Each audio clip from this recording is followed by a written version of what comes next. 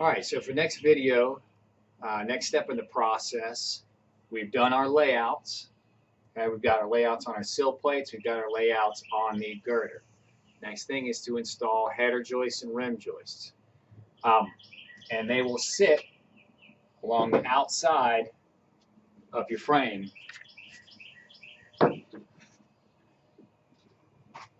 And this is what all the joists connect to. It helps, and this basically creates the frame for the rest of the floor system to be attached to. So you got two components here. And depending on which job sites you work with and which crew that you work with, they might call them different things. Okay, so usually the longer ones that will run perpendicular to your joists, which the joists will sit on all your layouts, right? So these are my common joists. The joist along the end that is perpendicular or at a right angle to each regular joist, this is what's known as the header joist. Now the header joist could also be called the band joist, the header band, the outer band, and some people even call this the rim joist. But it runs perpendicular and it allows you to fasten all these joists to it.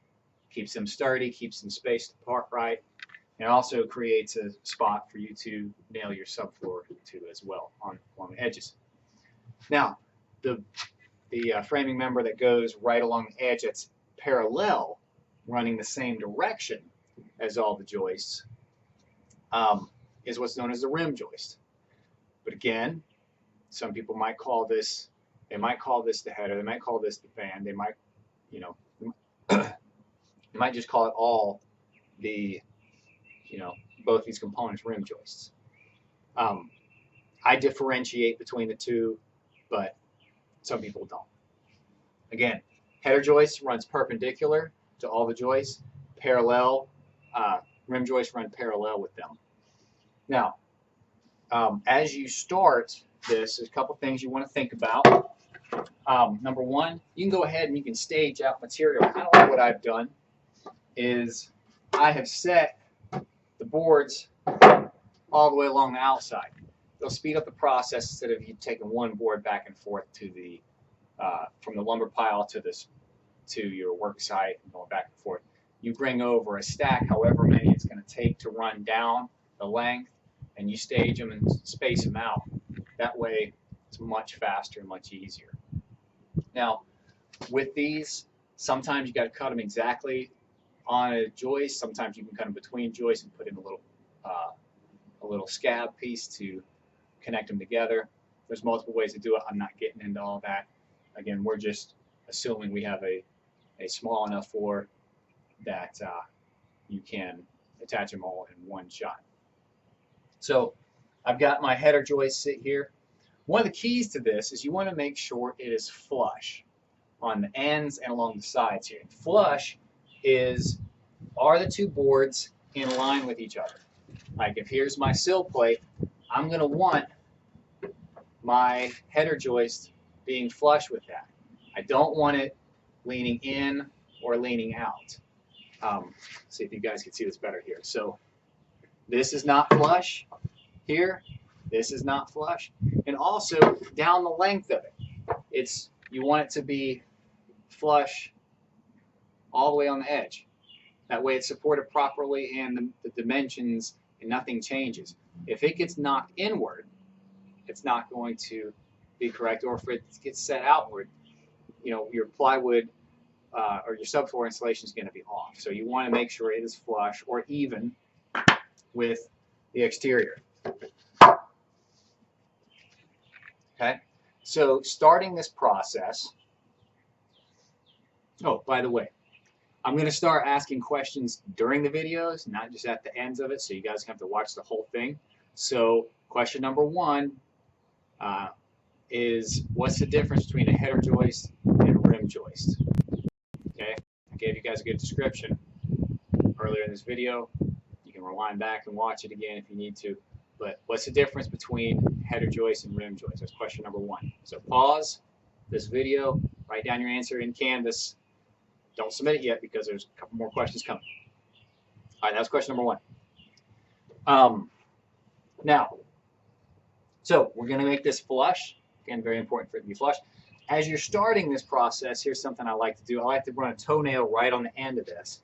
It's a little bit easier to run it in on the end of your header joist first rather than the sides, because it's just the way the end grain is. It just catches that better. There's less movement in the joist. So I'm going to go ahead and put a screw in here. Now I'm using screws. You guys would use nail guns.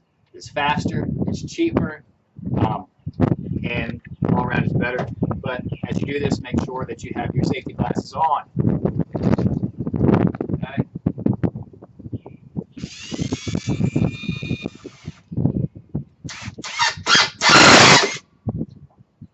Now once you get this thing started, again, slide your board a little bit past flush. That way, as you fasten this screw down, it's going to draw it back to flush.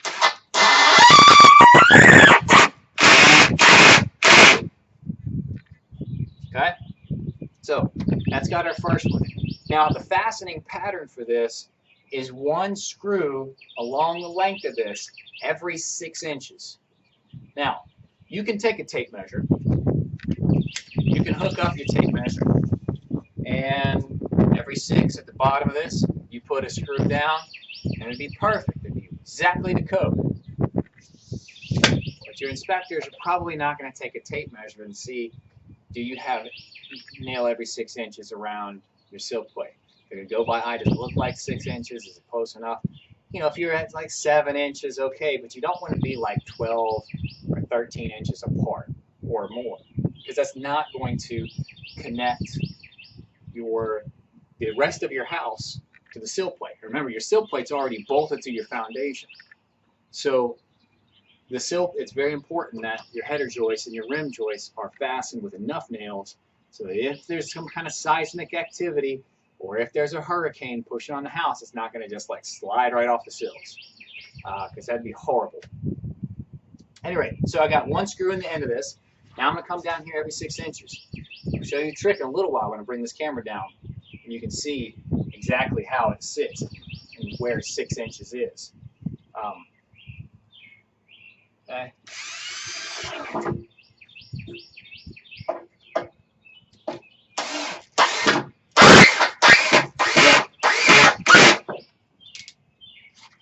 Okay. Now, I'm going to skip ahead. That way I can get some of these things done. I'm not going to go every 6. I'll show you here what every 6 actually looks like. But I'm going to come down about 4 feet, and I'm going to make sure I'm flush again. So I'm a little bit out. So I'm going to knock this thing back in just a little bit, and get my toenail in here.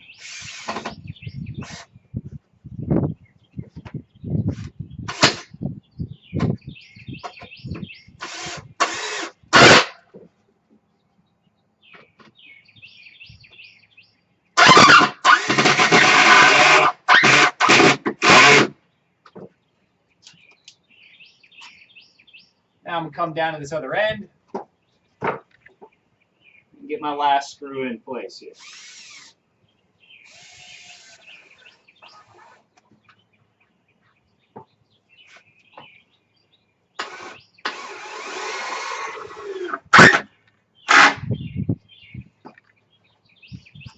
All right, that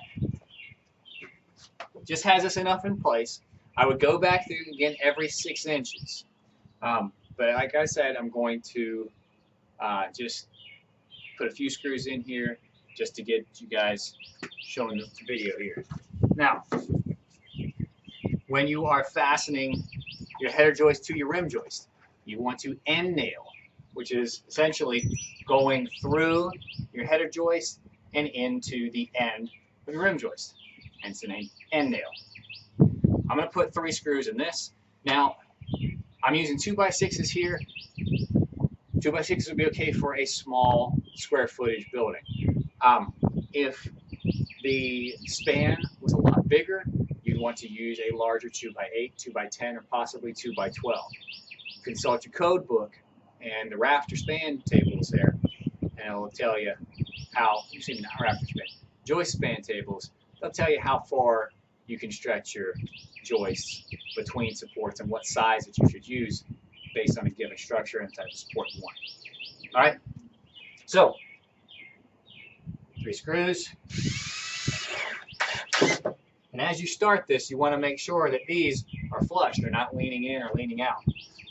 So do the best that you can to get them squared up properly.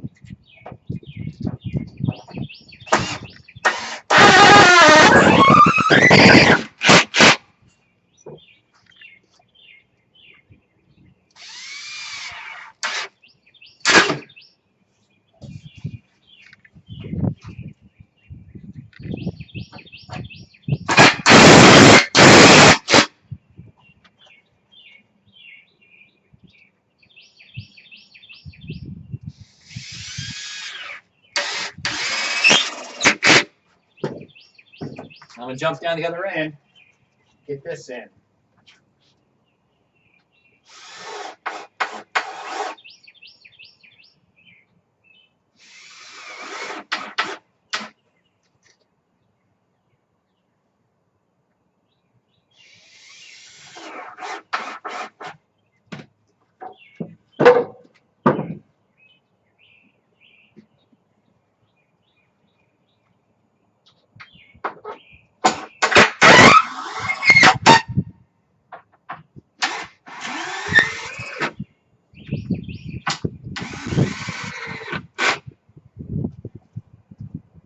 All right, so now I can take my next header joist and bring this in. Again, what I can do now, instead of starting off with toe nailing, I'm going to actually start off with an end nail to get this square. That's going to help me when it comes in time to fasten it to the sill plate. So,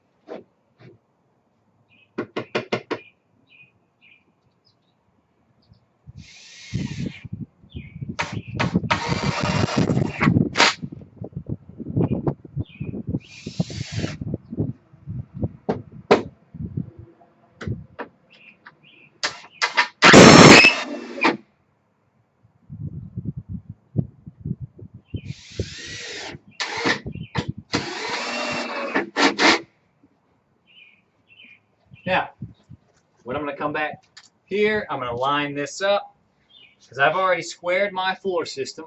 So I know that my sill plate is square, everything's good. Now I'm going to fasten and get this header joist in place. I'm going to get about 3 screws in there. And I'm going to come back and I'm going to show you guys what it looks like every 6 inches along this rim joist here.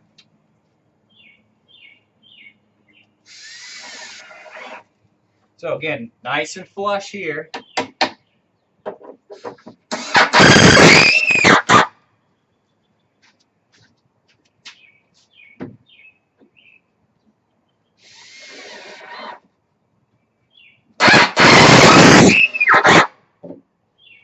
Put one in the middle just to keep it.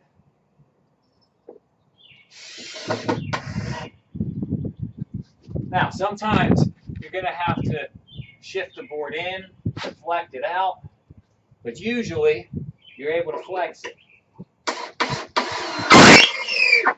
just enough for what you need. Okay, so let me bring this down here. Bring this camera down and try to get you guys set up along to here.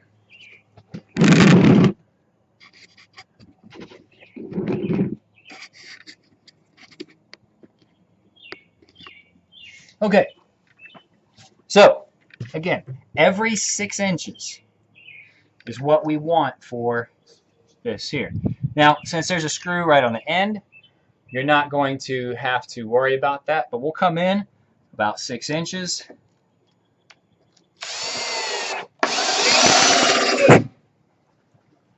Then we'll come over another 6 inches. Again, this is much faster with a nail gun. Now, how do I know if this is 6 inches or not? Again, I could take my tape measure, mark it up in here. Man, that first one was 6 1/4. Next one's 5 1/2. That's pretty close. But here's the thing that I've used for a long time now: is 6 inches is about a thumbs up, meaning from the base of your palm to the tip of your thumb. If you have screws within this distance, you're going to be good. As you can see here, it kind of goes, and they can be a little bit closer, they can be a little bit farther. You just don't want to have the screw from like going here to there, because it's not enough support. So about every thumbs up. And you don't have to measure this every time. Over time, you're going to get a whole lot better, and you're going to be able to just judge this. Okay, is this 6 inches? Is this not 6 inches?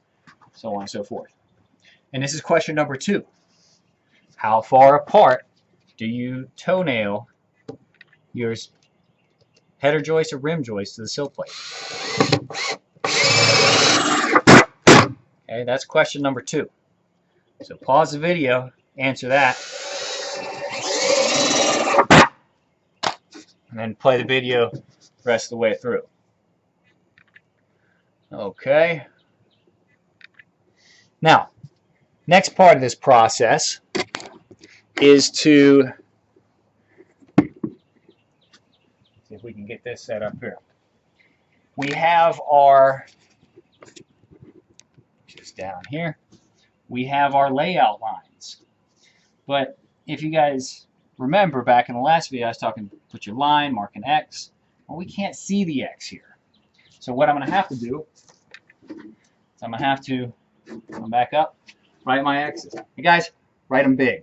Make them big enough to where you know it, you can see it, everybody else can see it. It's as clear as day. This is where the stud goes. Or, excuse me, joist.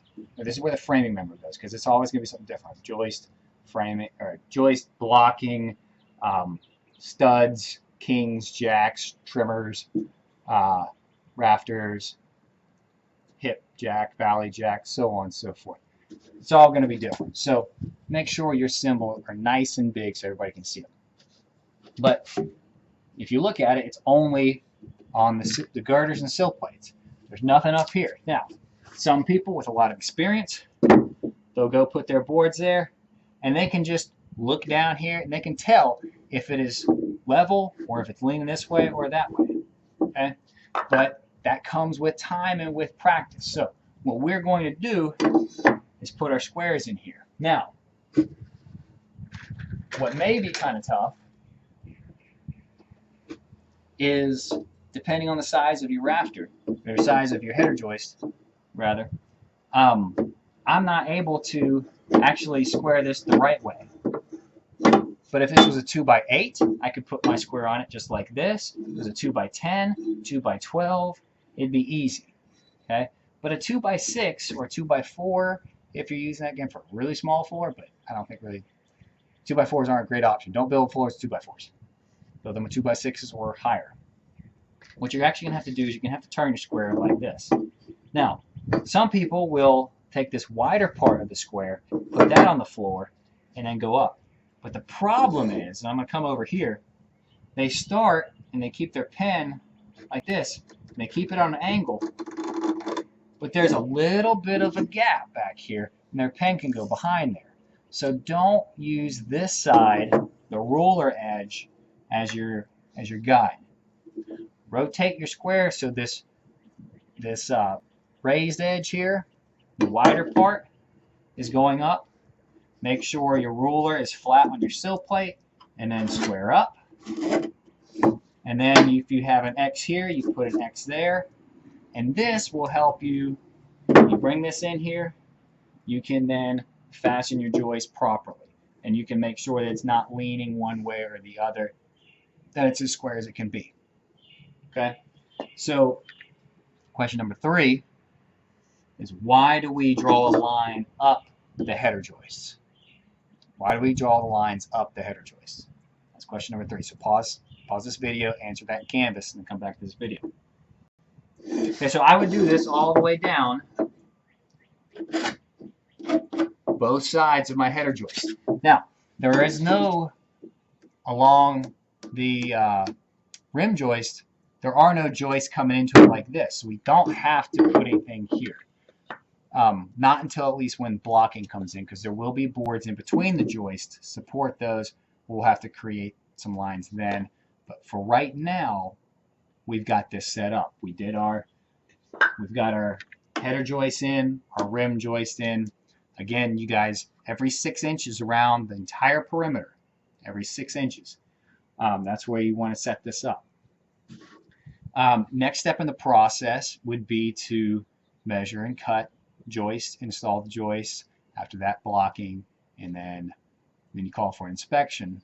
So the inspector come out for open floor inspection, and then you come in for your subfloor installation, insulation, and then the walls can start going up. Once the walls get up and the building gets dried in, then plumbing and all that comes in and takes place. So, all right, so that's it for the video here. The second step of the process, again, next one will be floor joist installation. Be ready for that one. Again, keep doing your work in Canvas, get it set up, take care of that, and I'll see you in the next video.